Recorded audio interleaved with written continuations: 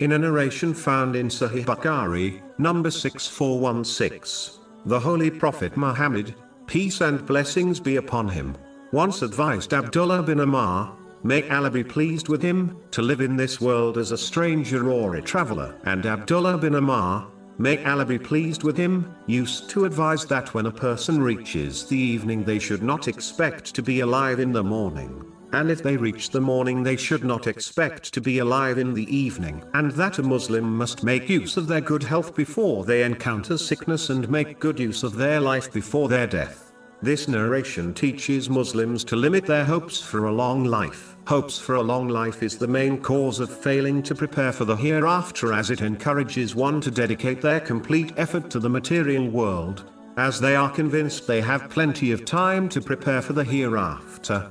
A Muslim should not treat this temporary world as their permanent home. Instead, they should behave as someone who is about to depart it, never to return. This would inspire one to dedicate the majority of their efforts in preparing for their final destination, namely, the hereafter, and to limit their efforts in obtaining the material world which is beyond their need and responsibilities. This concept has been discussed throughout the Holy Quran and the narrations of the Holy Prophet Muhammad, peace and blessings be upon him. For example, chapter 40 Ghafir, verse 39. O my people, this worldly life is only temporary enjoyment, and indeed the hereafter, that is the home of permanent settlement. In a similar narration to the main one under discussion, which is found in Jami' at-Tirmidhi, number 2377, the Holy Prophet Muhammad, peace and blessings be upon him, described himself in this world as a rider who takes a short rest under the shade of a tree and then swiftly moves on. In order to indicate the temporal nature of this world, the Holy Prophet, peace and blessings be upon him, compared it to shade which, as everyone knows, does not last long even though it appears to be permanent.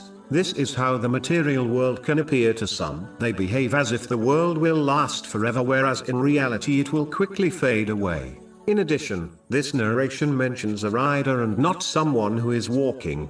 This is because a rider would rest significantly less than someone journeying on foot. This further indicates that a person's stay in this world is very short. This is quite evident to all. Even those who reach elderly age admit their life went by in a flash. So in reality, whether one reaches old age or not, life is just a moment. Chapter 10 Yunus, verse 45.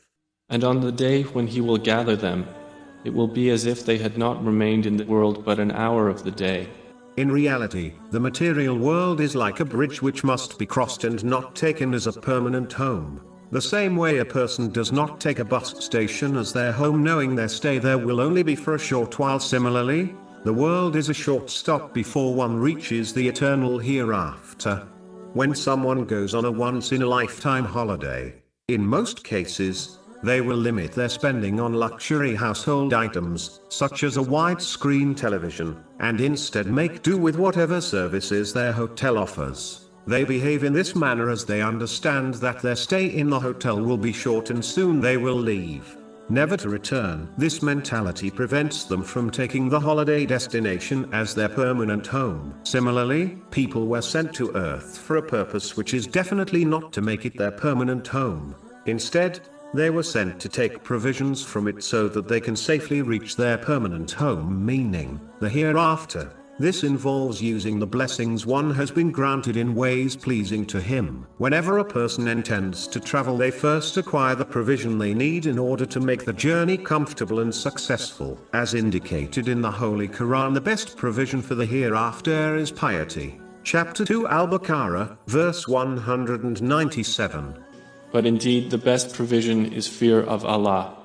This is when a Muslim fulfills the commands of Allah, the Exalted, refrains from his prohibitions and faces destiny with patience according to the traditions of the Holy Prophet Muhammad, peace and blessings be upon him, believing he only chooses what is best for his servants. Other provisions, such as food, are required in order to complete the journey from the world to the hereafter. But the provision which should be prioritized is piety, as it is the only provision which will benefit someone in both this world and the next. It leads to peace in this world and in the next. chapter 16 and Al, verse 97. Whoever does righteousness, whether male or female, while he is a believer, we will surely cause him to live a good life, and we will surely give them their reward in the hereafter, according to the best of what they used to do. As the material world is not the permanent home of a person, they should therefore act on the main narration under discussion and either live as if they were a stranger or a traveler.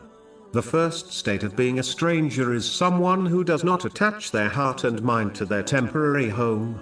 Their only aim is to gather enough supplies so that they can return safely to their permanent home, namely, the hereafter. This is like the one who lives in a foreign country on a work visa. Their place of work is not their home, only a place to earn money so that they can return back to their homeland with it. This person will never treat the strange country as their home.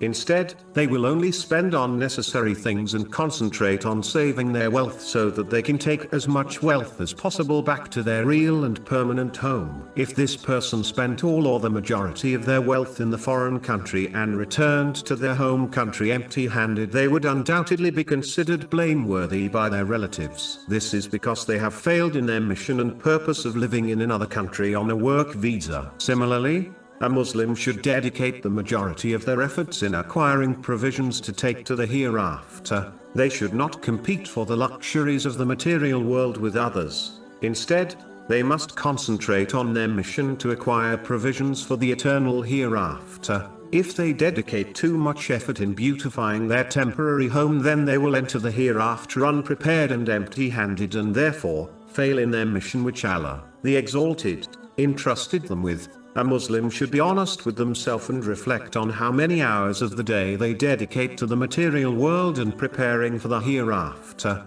This self-reflection will show them if they have the correct mentality or not and how strong their faith in the hereafter really is. Chapter 87 Al-Allah, verses 16 to 17. But you prefer the worldly life, while the hereafter is better and more enduring.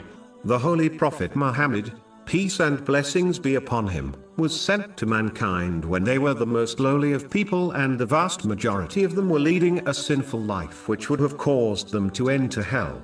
The Holy Prophet Muhammad, peace and blessings be upon him, called them towards the path of truth with clear proofs. Many of these people accepted his clear message and followed him. He promised them that Islam would conquer many nations and much wealth would be obtained by the Muslims. But he warned them not to become distracted by the luxuries of the material world. An example of this warning is mentioned in the narration found in Sunan ibn Majah, number 3997. The Holy Prophet Muhammad, peace and blessings be upon him, warned that competing for the unnecessary luxuries of the material world would destroy people.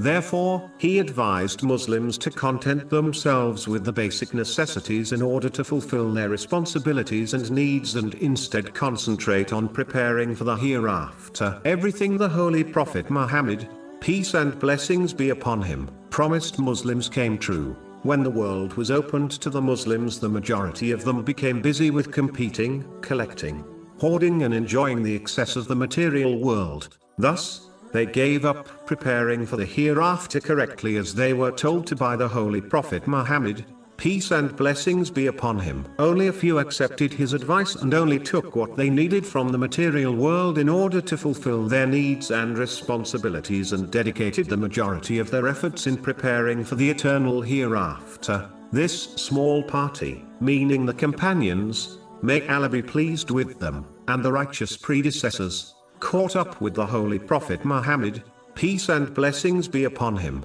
in the hereafter, as they practically followed his advice and footsteps. On the other hand, the majority continued in their heedlessness chasing the material world until death caught them unprepared.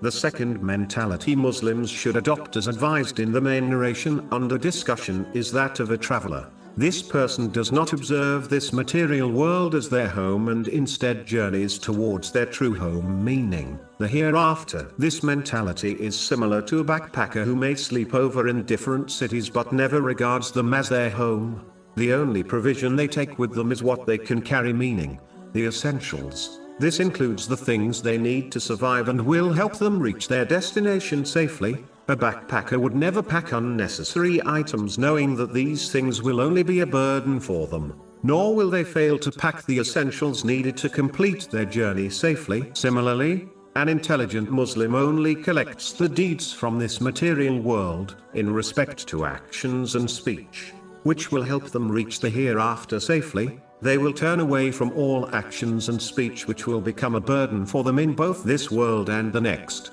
This is the attitude the Holy Prophet Muhammad, peace and blessings be upon him, advised the companions, may Allah be pleased with them, to adopt in a narration found in Sunan ibn Majah, number 4104, chapter 18 Al-Kahf, verses 7 to 8. Indeed, we have made that which is on the earth adornment for it, that we may test them as to which of them is best indeed. And indeed, we will make that which is upon it into a barren ground. A Muslim must understand that the day and night are only brief stages in which people travel through, stage by stage, until they reach the hereafter. Therefore, they should use each stage by sending ahead provision to the hereafter in the form of righteous deeds. They must constantly be aware that their journey will end very soon and they will reach the hereafter. Even if the journey looks long, it will ultimately feel like a moment, so one should make it a moment of obedience before it ends while they are unprepared. Chapter 10 Yunus, verse 45. And on the day when he will gather them, it will be as if they had not remained in the world but an hour of the day. With every breath one takes, they are moving towards the hereafter while leaving the world behind. Even though one may seem not to be moving, but in reality, the day and night act as their conveyance which takes them swiftly, without pause, to the next world.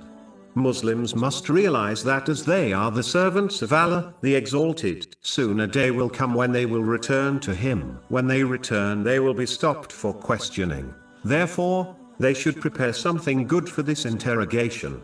They should prepare by using the blessings they were granted in this world in ways pleasing to Allah, the Exalted. But if they continue in heedlessness and fail to prepare, then they will be taken to task for what has already occurred and for what remains. Moving on to the advice of the companion, Abdullah bin Amr, may Allah be pleased with him, mentioned in the main narration under discussion. The first part of it highlights the importance of shortening one's hope for a long life in this world. A Muslim should not believe their stay in this world is long, as they could pass away at any moment. Even if one lives for many years, life still seems to have gone by in a flash. This is what Abdullah bin Amr, may Allah be pleased with him, indicated by advising Muslims not to believe they will be alive in the morning if they reach the evening. This mentality is the root cause of only taking what one needs from the material world in order to fulfill their worldly responsibilities and prepare for the hereafter, whereas having hopes for a long life is the root cause of the opposite meaning. It causes one to delay preparing for the hereafter by performing righteous deeds and refraining from sins, and it encourages them to collect and hoard the material world, believing their stay in it will be extremely long. In addition, Abdullah bin Amr, may Allah be pleased with him, also advised Muslims to make good use of their good health before they encounter sickness. Unfortunately, most people only appreciate the value of good health after they lose it, which has been warned in a narration found in Sahih Bukhari, number 6412. Making use of good health means that a Muslim should use their physical and mental strength in the obedience of Allah, the Exalted, by performing righteous deeds and refraining from sins before they reach a time when they might desire to perform good deeds but can no longer do them due to poor health. The one who makes good use of their good health will be given the reward of the righteous deeds they performed during their good health, even when they encounter sickness and can no longer do them. This is confirmed in a narration found in Sahih Bukhari, number 2996. Whereas, the one who does not make good use of their good health will lose this potential reward when they become sick. In fact, they will be left with nothing except regret. The final part of the advice given by Abdullah bin Amr, may Allah be pleased with him, is that a person should make good use of their life before death. This includes making use of all things which lead to righteous deeds, such as wealth, and avoiding all those things which prevent one from doing good deeds, such as unnecessary preoccupations. It is important for Muslims to make good use of their time before they become distracted with responsibilities which naturally occur with the passing of time, such as marriage, and to make good use of their wealth before their financial responsibilities increase. Making good use of time is essential for success, as it is a strange worldly blessing, which never returns after it departs. Unlike all other blessings, one must make use of their time by prioritizing their activities correctly according to the teachings of Islam. The one who behaves in this manner will fulfill all their responsibilities, duties and necessities, and have plenty of time to enjoy lawful pleasures in a balanced way. As warned by the Holy Prophet Muhammad, peace and blessings be upon him, in a narration found in Jamia Tirmizi, number 2403, all people will have regrets at the time of their death. The good doer will regret that they did not perform more good deeds before dying. The sinful person will regret that they did not sincerely repent before their death. In this world, people are often given second chances, for example, redoing a driving test. But there is no do-over once a person dies. Regret will not help them at all. Instead, it will only add to their pain and suffering. So Muslims must use the time they are given to strive in the obedience of Allah, the Exalted, before their moment ends, by fulfilling the commands of Allah, the Exalted, refraining from His prohibitions, and by facing destiny with patience. One should abandon the mentality of delaying things till tomorrow, as in most cases this tomorrow never comes. A Muslim should concentrate on today and therefore do the things which please Allah, the Exalted, as tomorrow may come in this world, but they may not be alive to witness it.